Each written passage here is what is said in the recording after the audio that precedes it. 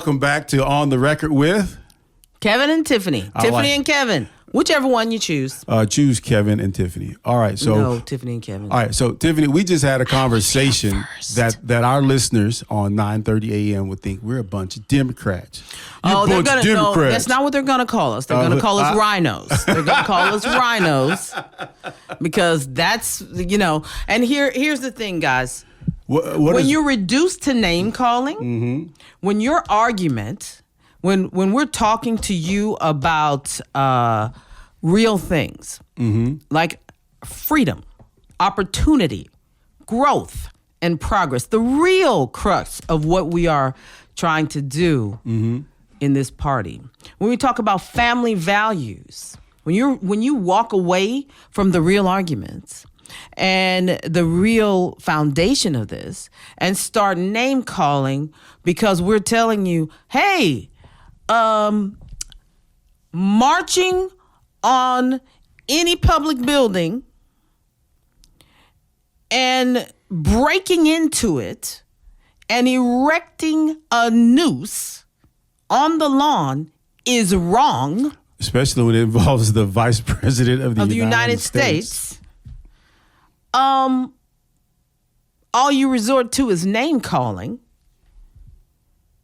Okay. Well, I call people stupid. You're wrong. Okay. So hold on. And these are the same things that we criticize when we see Democrats. You're deceived. Well, hold on. These are the same things that we criticize Democrats on when they marched after the George Floyd thing and this. It's stuff. Amazing to me. Democrats take a knee and you want to have. You want people fired, and interrupt their entire lives and turn their lives upside down. People are on film attacking law enforcement, chanting that they want to drag the Vice President of the United States and harm him, chanting that they want to do harm to him, and you're okay with that. Where are you at? Because let's look at the facts here. What have you sold your soul and your ideology to in order to support this? In order to support what your very eyes see? In order to support going against what your very eyes can see, which is an insurrection. Hold on. So... You're supporting. Tiff, hold on. You're getting up on. All right. So this is true. I think that was a huge black eye on America. Right. First of all. Second of all, it's always when things because I watch Fox every now and then, and it's always on things that don't happen. Right, it's like when and let me explain what I mean by don't happen. It's like 9/11 when that happened in 2001, where people were seeing these terrorists do training, come in and just train at a part. They were just training on how to fly the plane, not do the whole thing, right? And so no one's brain was there that somebody could get on a plane, fly it into some crap, right, and destroy some stuff, right? So people fly it into a building. So their brains weren't there, right? So what? And this is the part that angers me at how close we were. So here's the number one thing that happens when you march on a group of people, and when a coup happens, all the leadership leaves the Capitol building. They leave. That's a sign that you've lost on a coup. They get up and they leave. Fortunate enough, right, that we had people who said, no, we're not leaving, because they had the buses lined out. They tried to get Mike Pence's people, his security for the Secret Service. They were trying to drive him out. Mike Pence said, no, I'm not leaving. You are not going to see the Vice President of the United States leave. Because the world would have seen a coup. Yeah, but I see. Whether you lie about it or not. Hold on. But what really happened, from my viewpoint, Mike Pence, student of history, a lot of the representatives in there in the Senate and everything were like, no, that's the sign of a coup, that a coup has happened. Exactly. And for people to say that's not, that's crazy. For people to say that's not, that's ignorant. Yeah. It's ignorant. Okay. So you're a little hot here around there. But yeah, because our nation was at risk. our nation, the very sovereignty of this nation, the reason why people brave the seas, why they are willing to put their children on a raft to come to this nation, the very sovereignty of this nation was at risk. And this party, there are people in this party supporting the stupidity behind that. Yeah. Yes, it makes me angry. And yes, it makes me proud of Liz Cheney. Okay. All right. So the other thing that we have here that I'm with you, sister. So the other thing that I see and we talk about this, and a lot of people, a lot of friends think I'm crazy, is that I think in order to save democracy as we know it, and I'm not being hyperbolic in this. I think we have to make changes within the Republican Party. And for me, in my mind, I see that's where black people come in historically, right? To come in, not just historically, but come in right now. Because historically, right? So I had a friend one time ask me, I'm about to share some truth or spit truth. I think I like that word, spit truth. As the rappers say.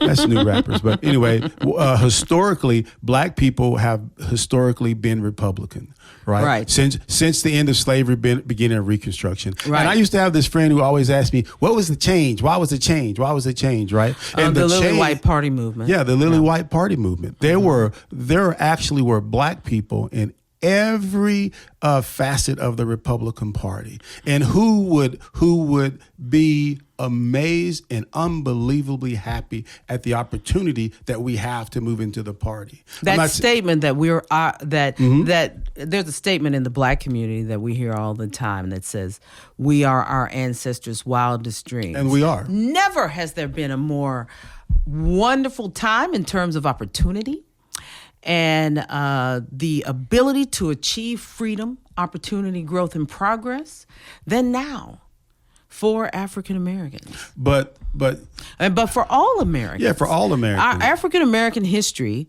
is American history. And if you don't believe that, right, why is it that on the Democratic side, every time they're trying to make a change for another group, they always lead with black people? Always. Always, always, always. Right? You always hear black plus another group, black plus another group. And that's one of the things that's annoying to African Americans in general. But back to what I was saying historically with us being entrenched within the Republican Party. I want to make an adjustment on that. We are our ancestors' wildest dreams, right? We are. We are actually living in the America of our ancestors' wildest dreams. We are living it right now. Yeah, we are. And I know I'm going to get some pushback about quoting police shootings, et cetera, in that regards, in the disproportionate number of black people who are, quote unquote, who are living in poverty, et cetera. But you got to realize we've only been free for the last 50, 60 years. In the truest sense. You have to realize grace, that there is grace and everything takes time, energy. You have to change things with policy, and we all have to be working to the same end to change that policy.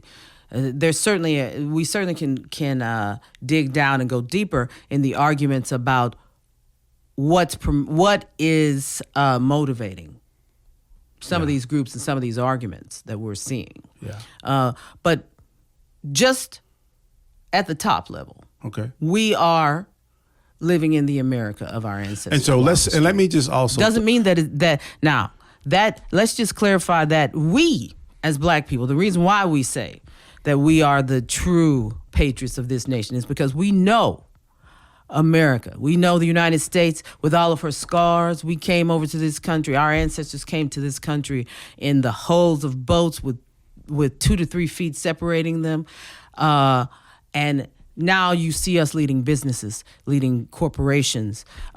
Yes, that's their wildest dreams. We know all the scars of this nation, and we still love her. We still love the opportunity. We still love our fellow man here. Okay. We still have friends of every persuasion. So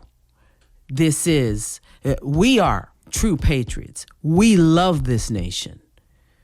The question is, how are we going to love it together and grow together?